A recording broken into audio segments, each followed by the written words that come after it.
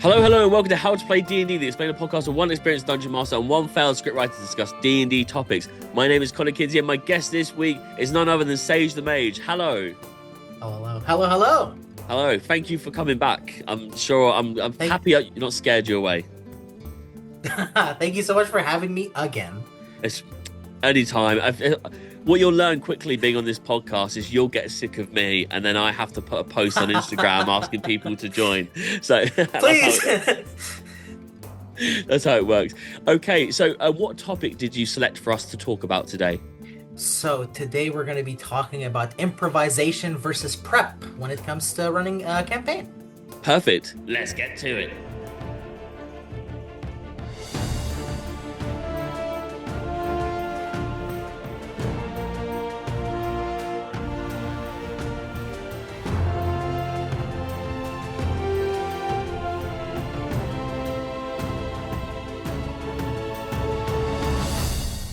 Okay, so today's episode is improv versus prep, something I never planned to wing in the moment.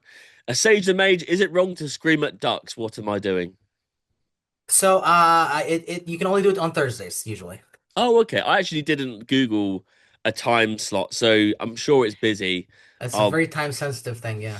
Yeah, I'll book in. I'll get a discount for Christmas or like a little coupon. Main Multiple question. sessions. Yeah. Four sessions for £25 to scream at ducks. Why did you select improv versus prep as a topic? So I feel like when people get into DMing, or even people that have DM'd for a while, it becomes kind of a push and pull when it comes to preparing a lot, and then the party deciding to go another way, and you throwing like 30 pages of notes out, and then fully improvising, and not being able to keep track of anything that you create because you make 1,000 NPCs in a campaign. Yeah. So, it's a nice balance that you need to find. Nice. Okay. Yeah, I think that's a great start. The next question was, could you briefly summarize? But you just did. So, is it better for DMs? Ahead of the curve. There we go. Yeah.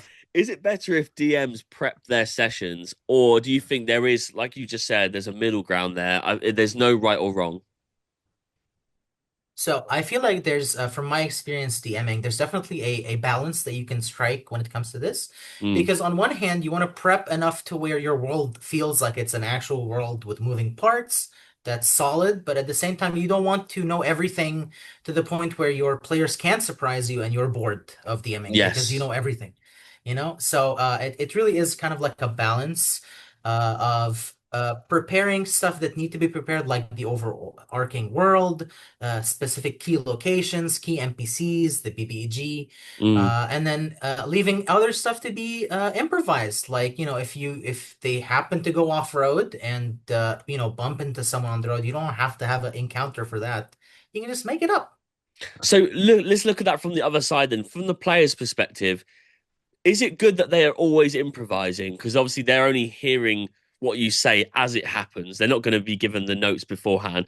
Or is it okay for them to prep? So if they start learning how the DM plays, just like the DM starts understanding the players very well and go, right, I know what I can do next time they do this. Do you think it's okay for players to prep for situations, knowing that in hour 2 of 3 every week, there's a monster? Is it okay for them to start Of course. playing that? It's definitely okay for players to learn about D&D, like the DM mannerisms. But at the same time, it makes sense because at the end of the day, you're going to be in a world that the DM should realistically clearly draw out overall. So main cities, main geography. If the players know it, it makes sense that they start to predict, if I'm headed to this city where there's opposition, it makes sense that I might bump into some bandits on the road. So it definitely makes sense for players to prep for specific encounters that they know might happen because of their actions, given the world that the DM has built. But at the same time, I feel like it's kind of like a double-sided thing where the DM needs to make sure that the players are still being surprised by things, and the players need to make sure that the DM is being surprised by their decisions. A lot of cases have happened where I had prepped for certain things to go a certain way as it's playing out, and then the players just randomly make a weird decision that catches me off guard, and it's fun for me to be caught off guard as a DM. Just like I think it's fun for players to be caught off guard in certain situations. Is it important that kind of everything is fleshed out when they're going to a new place? Or is that a good example of it? Like you said, that kind of double-edged sword of like prep versus improv, where you know that this town exists. Let's call it Hubbleton. Hubbleton exists. Hobbled. They're why not? They're going to that. You've known that. You've set them up to kind of be like moved in that direction. You know the town. Can Okay. you leave that town empty, knowing that you can improv it when they arrive? So this, first off, love Hobbleton, one Thank of my you. favorite cities. Trademark. A trademark. Trademark. It makes sense to kind of leave some of it not fleshed out, but at the same time, it really depends on you as a DM's confidence in your own improvisation. Right. So you kind of need to really evaluate yourself, and this is a really tough thing to evaluate yourself. Mm, But if you feel like you can make up tavern names and NPC names and a College of High Magic yeah. professor name, then go for it. But if you feel like you at least need the basics of like, okay, the Hubbleton has a Grand College for Magic and the Artificers Guild, and then you just have to improvise the names of the people, then you can do that. So it really is kind of like a scale of how much you feel you can improvise, and based on that scale, you kind of improvise accordingly. So more of a deeper question then, going off what you just said, is there a way people can like, is there a way that you've had to deal with that where you've had to boost your confidence, you've had to learn to be more confident in knowing that you can improv? Or is that confidence in, right, I know that I haven't described them yet, but I know there's going to be at least these things in this town. There will be a blacksmith, there will be a tavern. Like, I don't need to put them in yet. I don't even need to describe them until they ask, they do a perception check, for example, or find a map. You're confident enough to just do that there and then, or do you have to build up to that? Is there a way of learning it over time? So, at least from my side, I feel like one of the interesting ways you can learn is when you're running, when you're initially DMing and starting to DM, when you run pre-built adventures, improvising within them slightly and seeing how much that improvisation fits. Mm. So if your players, let's say, are, we keep going back to Curse of Strahd. Yeah, yeah. It's a great thing. He's the boy. He's the If boy. you, he's our boy. He's So our boy. if you're running a campaign in that kind of like world, and you, let's say, they take some route that you haven't seen yet or read towards, let's say, Mm. if you are capable of, just a small improvisation of a tavern with a tavern keeper, that builds up your confidence enough to next time try something more interesting and then more interesting. And you just start stacking on top of that until you feel comfortable enough to kind of like go, yeah, Hubbleton is just a name. And as soon as they get there, I think I can create enough very normal, chill NPCs that are not going to be key NPCs. Because key Yeah. NPCs, it makes sense to kind of prep them and create them fully. But if there's just, if it's just a tavern keeper you're gonna see once and then never see again, you don't really need to work too much on that. Yes. Yeah. So I think that's a good way to build up confidence is to run an adventure that you already know how it goes, but then trying to improvise small little things and seeing how your players react to that improvisation. Do they kind of like dive into it like, yeah, that makes sense, or are they like confused, like, well, why is this here? I kind of the typical situation is when you flesh everything out and then they go into the tavern that you've fleshed out. You've got all the descriptions of everything that's going on. There's quests in there they can take. And then they ask the barmaid's name and you didn't think of it. Like that's they're like, oh, Yes. barmaid. It's that's the one thing you missed as a DM. That's always you can never prep enough, right? But you can never Of course, improv of enough as course, well. You always have to be of reactive to course. what's going on. If it's very linear and goes exactly how you want it, as you said earlier in the previous episode we You're gonna get recorded, bored. you're going to get bored. It's going to be stale. I've only got one more question, but it is a big question, I think, and you kind of touched on it then. Do you have any tips for listeners when it comes to prep versus improv? So when is one better than the other in your experience? Okay, so before I get to that point, I would like to mention that the DM screen itself is super important Right. Okay. for being able to improv with some assistance because at the end of the day, you don't need to know 700 elf names in your head. You Yeah. can put a list of very common elf, dwarf, whatever creatures you want in D&D. Just a list of names that can be easily used and repeated because this is one thing that I've noticed is that a lot of DMs never repeat the like There's a lot of people with the same name in the world. Why are Yes, we out here? Every person in D&D needs to have a unique name that's never been heard before. You know? 100%. Yeah, yeah. There's like 7 million people called John. We don't question it here. Why are we No, questioning, so true. I've never even thought about yeah. that. So I think that the DM screen is a super important tool that players can use to kind of help them in improvising because Mm, you know, again, it's about building confidence to be able to do what you want to do, but at the same time, you don't need to improvise the name of a tavern in a city that's never going to be visited again. yeah. Just prep it. It's not an issue. As for striking that balance, I feel like in many cases, DMs, at least from the people I've seen, they kind of they sell themselves short. I Right. feel like if you DM enough and you by default, any campaign that you run, whether even if it's like a book, you're still going to get to improvise. That's by Yeah. default because players will never ever, I've learned this, they're never ever going to go the way that they're supposed to go because, you could have painted this amazing city with riches beyond compare. And then they see a rock on the side of the road and it's like a 3 hour session, detour for this Yeah. one rock on the side of the road. So just be confident in your ability to, as a DM, kind of create stuff on the go.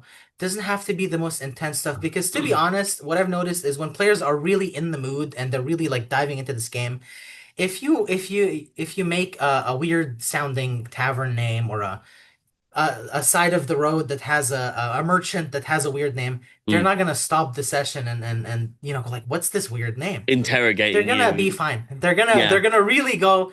Players are always, and this is the beautiful thing about D&D. Players are always gonna give you the benefit of the doubt because they're too busy figuring their stuff out.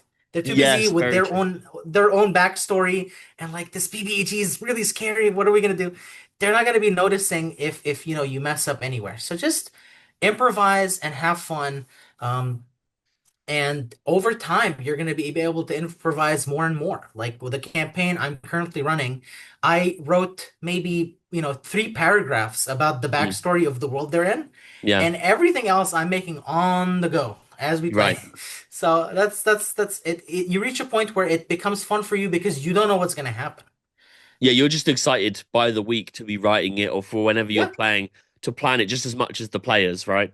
yeah, Let's go on. Let's go back to that was the final question, but I've now got another question because this is what I yeah, do. It's the ADHD. So so you said about the characters are too busy thinking about their backstory and whatnot. And there's other topics we're covering specifically about this, but just briefly, can people improv their backstory? Can characters improv their own character? Not in terms of like role playing there and then dealing with people, NPCs and whatnot. But actually, look, like I have actual got this. backstory. Yeah, I haven't got this fully fleshed out thing. But if a situation, say for instance, spiders in a cave, that's when they see them. That's when they realize their character is afraid of spiders in a cave. Do you see what I mean? It doesn't have to be Yeah. complete before they start. Of course, of course. Even for the player side, again, I feel like at least in session zeros, I definitely do have a talk with players about their backstory, but I never make it so that, I want to know exactly where you came from and where you're going and where we're going to end this campaign with. No, Yeah. it's more of like, I want to know what motivates your character to even go out and adventure. Because Yes. if you Yeah. think about it, in D&D, you can just choose to just chill in a city and you never have to go out and adventure. So Yeah. what is pushing your character out of their comfort zone? Out into the wild to fight dragons and vampires and stuff. Yeah. So if on that journey that they're taking with the other players, they discover something that motivates them or scares them or is their overarching, goal, it makes sense because, goals change. And this Yeah. is one thing I feel like players are afraid of is changing something in their character. They're like, I want to have a solidified character and that's it. No, because you can when you leave a city at level 1 in a campaign, you're just a guy. You're just a Yeah. Yeah. dude, and then suddenly you're seeing vampires and you're seeing dragons and liches and it makes sense to maybe get a few new fears and Yeah. a a hundred few new percent. character quirks. Well, that's So character like development, right? That is character that is development. Is it? 100%. And people, a And lot of that's one of people, the joys. exactly, a lot of people playing D&D understand character development. They talk about it. That's where they want their characters to go. Like you said earlier, with the backstories, like what's their goal besides defeating the end, kind of like the main story, you know. But they assume that's it. Like if I'm afraid of dragons and I'm fighting dragons in Dragon Delves, fine. But it's nice to know that throughout that something changes. Maybe my opinion changes. Maybe not all dragons are scary. Maybe I'm not scared of them anymore. Do you know what I mean? It's there's things like Yeah. that where you can even go back to fearing them after something happens in a session. Yeah, So 100%. it's important about like kind of always being able to be like shaped. Yeah, and in a lot of cases, I've had players where they will defeat, like they will get over their fear, let's say their character's fear of something specific, because a moment arises to where they can do it. But then as soon as they're out of that adrenaline rush, they're back to being afraid, you know? Yeah, yeah, Maybe some other person in the party is in danger, and the only way they can save them is to defeat this like teeny tiny spider. yeah, So it makes sense. Characters change, you know? I feel like the more D&D kind of like turns your life into a more magical thing unless you kind of forgetting you being a human. Humans yeah, change, yeah, people change. 100%. Your character and you have the right to, be afraid of something now, change to, have a specific goal and then change that goal because it's kind of it's not the best if, you started out this campaign at level 1 with a goal and then, you get to that goal maybe a little bit early and now you don't have anything that's motivating you. You need to Yeah, kind of yeah. be able to change your character or else, I defeated the guy that killed my parents in that village. Well, that's Now me. what? I'm gonna go now. So We good still luck, have guys. 10 we still have 10 levels in the campaign. What are you just gonna sit on Yeah, the side? just leave. Yeah. Yeah. No, well, it's actually ended up becoming a motivational episode rather than so it Yeah. worked out quite nicely. You can do it. You've got to believe in you. So, all right then. Well, thank you very much again. Today's adventure is sadly coming to a close. We're back in with the topic: was everything we just said a lie? And as always, thank you for tuning in. And if you'd like to join in on the D&D action, then please follow us on Instagram at How to Play D&D, or check out the link in our bio to join our Discord server. And also check out Black Mark Club on Instagram for cool D&D clothing. Sage the Mage, where can we find you? You can find me at Between Long Rests on YouTube. There we go. And that isn't what your action. That's literally the name of the YouTube account. The name, Just for a bit yes. of a... I think it's a fantastic name. So there we go. Yeah. All right. Well, I've been Connor Kinsey. Sage the Mage. Good day.